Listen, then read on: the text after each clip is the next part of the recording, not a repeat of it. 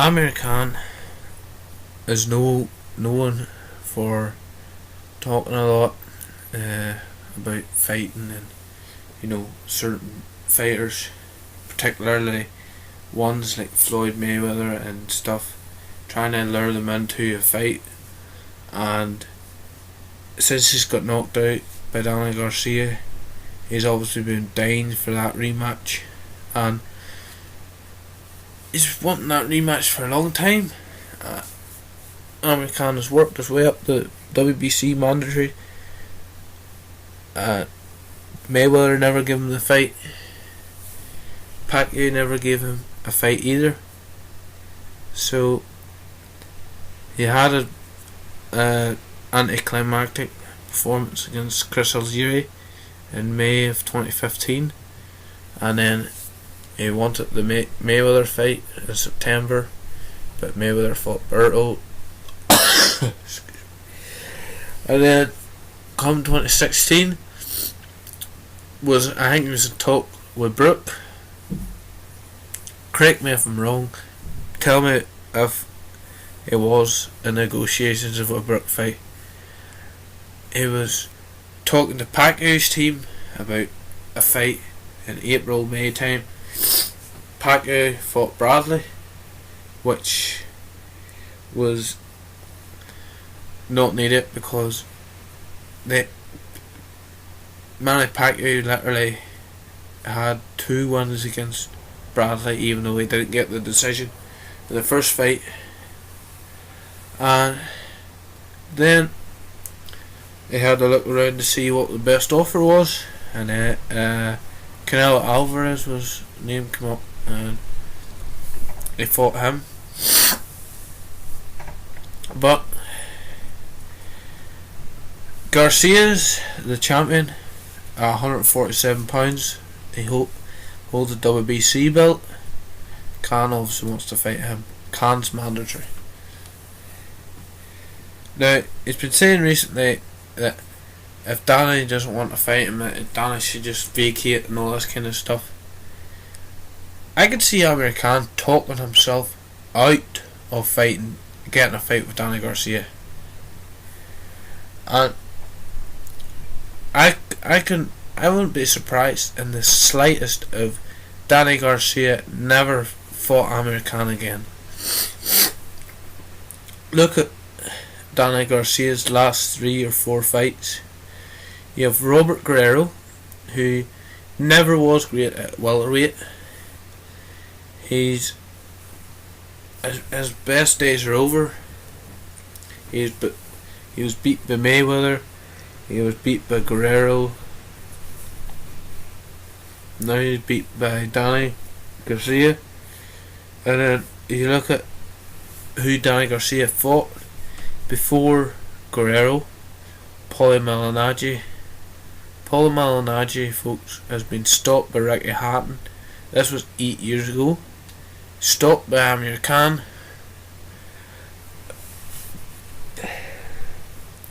Please, it was beat by Adrian Broner. Was that in 2013? Just trying to think. And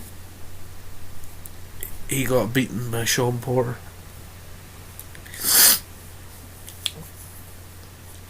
So, yeah. After that, who do we have? We had Lamont Peterson. Lamont Peterson hasn't done much since that drug scandal with the Amir Khan scenario.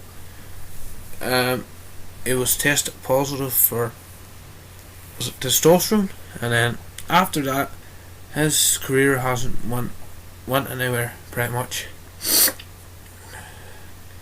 And many thought that Danny Garcia won that fight, or Lamont Peterson won that fight, sorry. And that's not great. That's not great fights.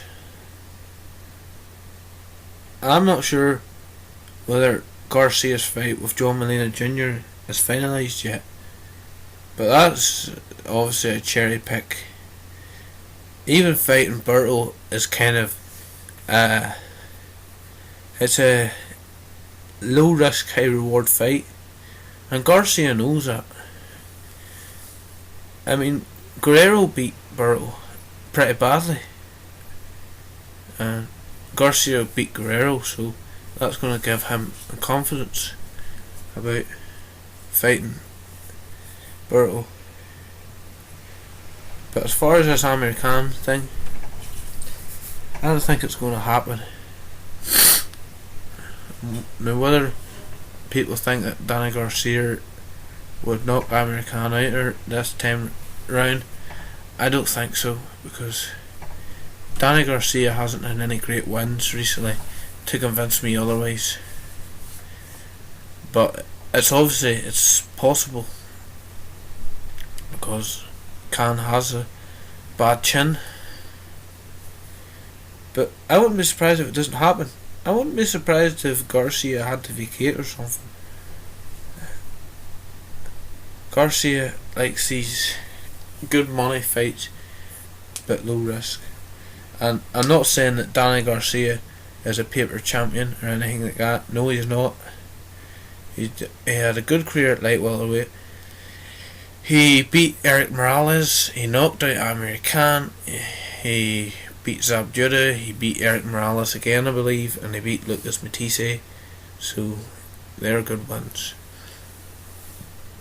Danny Garcia ain't a bad fighter, but his career hasn't went anywhere. And when people call him the cherry team, I have to agree with them. They are a bit cherry picking as such. Not to say that Danny Garcia is a bad fighter, because he's not. And Khan under Virgil Hunter won't start quite as fast. This might be if it does happen, it'll be an interesting fight. But listen here, folks, I know I'm going around in circles here. I'm being very long-winded, but don't be surprised, folks, if Danny Garcia doesn't fight Amir Khan. Amir Khan has a bit of a habit of trying to hype himself up a bit, and trying to talk himself into fights, and then he ends up overdoing it like he did with Floyd Mayweather. And I can understand why Amir Khan maybe gets frustrated, because everyone's saying that he's crap and he's got a bad chin and all, and Amir Khan, I think, maybe takes that to heart, although he shouldn't, because he's going out there with a chip in his shoulder and with that in the back of his mind, and then he's maybe not concentrating properly, and then boom, gets knocked out.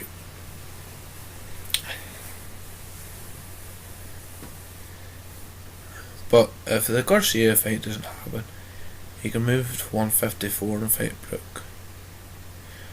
As far as Kell Brook's situation, I think Brook should go to 154. Could he make 47? Maybe, but he won't make 47 comfortably. He won't make it healthily either. I think Brook, as far as I'm concerned, Brook should move to 54 and fight maybe Liam Smith. Canelo Alvarez said, well, don't believe everything Canelo Alvarez says, but Canelo Alvarez may be moving up to 160, and I don't blame him, because he should have moved to 160 already. He's a big guy, draining himself down to make that weight, and it's not healthy for him. But look, I've been going on here. This is Pugilist King. Thanks for watching.